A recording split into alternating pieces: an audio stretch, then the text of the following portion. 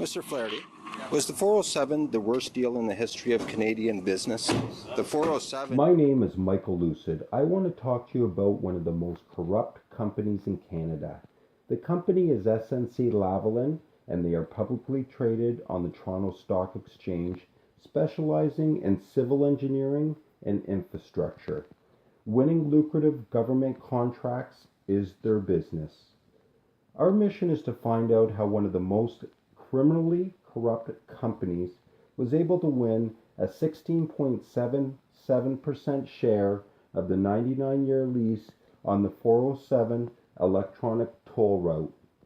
The 407 is a 108-kilometer strip of highway across the Greater Toronto Area that has skyrocketed from $3.1 billion in 1999 to an estimated valuation of $45 billion in 2027, a whopping $42 billion fleeced from the citizens of Ontario.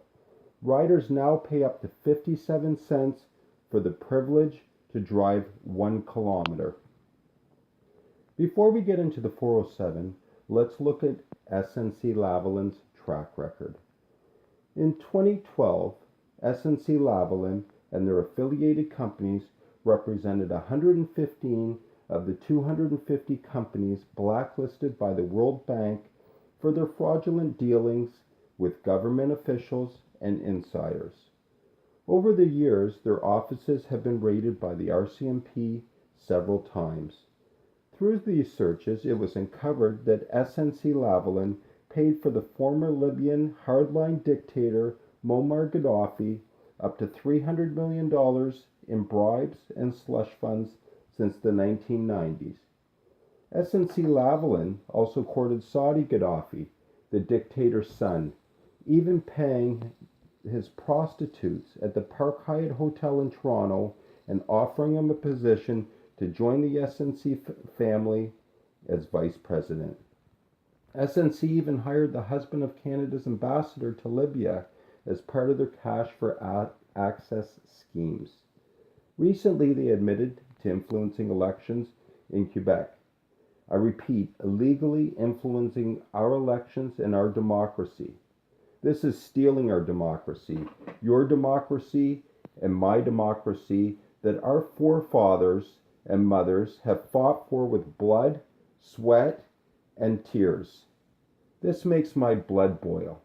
SNC Lavalin illegally influenced the outcomes of Canadian elections for decades with their cash for access and pay-to-play criminality. Also recently, SNC Lavalin admitted paying tens of millions in bribes to government employees to win lucrative government contracts in the province of Quebec. This concludes me to a question. How did the dirtiest, criminally infested SNC Lavalin win the mega lucrative 407 ETR contract? SNC Lavalin has agreed to pay back 7 municipalities in Quebec. Why not Ontario? My goal is to raise $95,000 to hire a professional forensic law firm to conduct an independent investigation of how the 407 ETR 99-year lease was awarded. Additionally, how the 407 contract went from a 35-year lease to a 99-year lease, and how the 403 extension from Mississauga to Burlington became part of that deal. According to the 407 ETR, there are 413,000 daily trips. This has added almost $30 to SNC Lavalin's share price, and they only own 16.77%.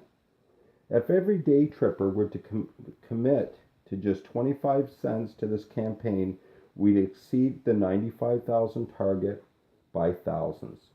I personally will not take a penny. Everything will be public, and every single penny will be documented. An RFQ will be done, and it will be open source for everyone to follow our progress to get to the bottom of the worst deal in the history of Canada. Please see our GoFundMe page at the link below, or visit our website at 407wtf.com.